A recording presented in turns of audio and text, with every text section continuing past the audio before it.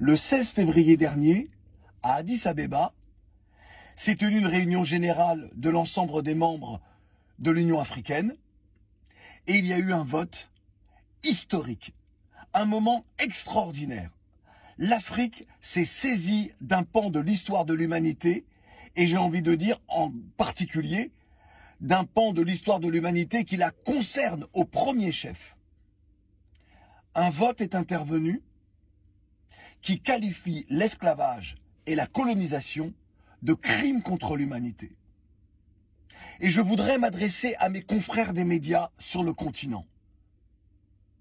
Vous vous rendez compte, lorsque les pays occidentaux légifèrent sur des choses qui nous concernent, tout le monde en parle. Lorsqu'il s'agit de l'Afrique qui, enfin, écrit une page de l'histoire, s'approprie, pour ne pas dire, et légitimement se réapproprie un moment que nous devons nous traiter de façon historique avec des historiens, avec des politiciens, avec des gens de médias, avec les peuples en général, personne n'en parle. Là, c'est passé inaperçu. Mes consoeurs et mes confrères, vous n'avez pas parlé de ça. Certains l'ont fait, mais c'est tellement peu que le peuple lui-même n'est même pas au courant. Vous vous rendez compte? L'Afrique a enfin compris qu'il fallait qu'il y ait, de façon très claire, une qualification, donc quelque chose qui concerne le continent, quelque chose d'officiel.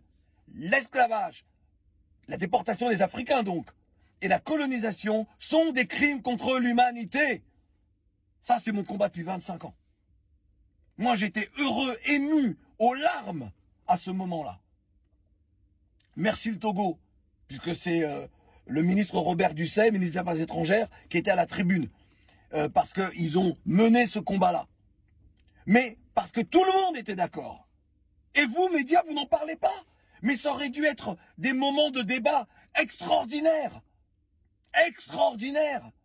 Lorsque, par exemple, il y a eu la conférence de Berlin, en février dernier, donc les 140 ans pour commémorer et pour surtout rappeler ce que fut cette conférence qui a morcelé l'Afrique puisque les Européens ont agi comme des voyous. Donc tel un braquage, on prépare notre braquage et on achève, puisqu'il y avait déjà eu des mondes de colonisation, et on achève notre braquage de l'Afrique.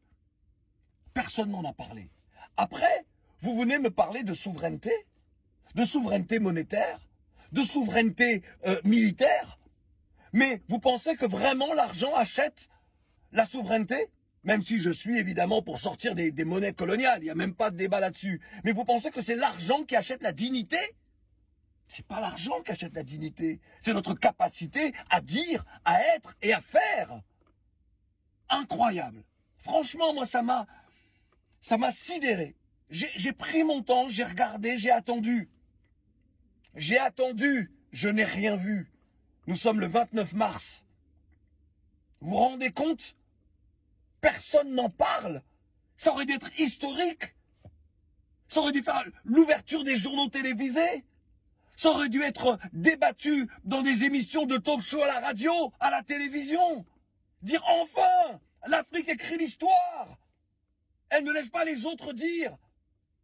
Parce que jusqu'à maintenant, c'est juste les pays occidentaux qui disent oui, l'esclavage est un crime contre l'humanité. Oui, nous avons commis le crime, c'est un crime contre l'humanité. Et l'Afrique s'en fout de tout ça. Heureusement que nous, Afro-Caribéens, on a vraiment mené ce combat-là. C'est pour ça qu'on est arrivé en France à avoir une loi. Et l'Afrique. Et maintenant où l'Afrique est dans ce combat-là, les gens de médias, personne ne dit rien. Elle est là, l'inconscience.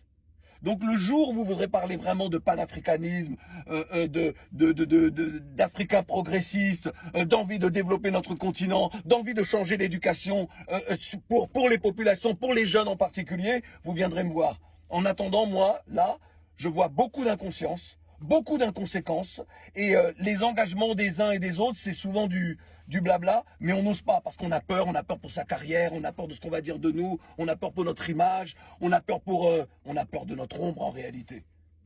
Franchement, ça fait honte. Enfin bon, en tout cas, bravo aux États qui enfin nous permettent de franchir un pas, même s'il y a beaucoup de combats à mener, beaucoup de combats sociaux pour les populations, pour qu'elles vivent mieux. Mais merci en tout cas à celles et ceux qui ont engagé le combat et pour qui je dis honneur et respect.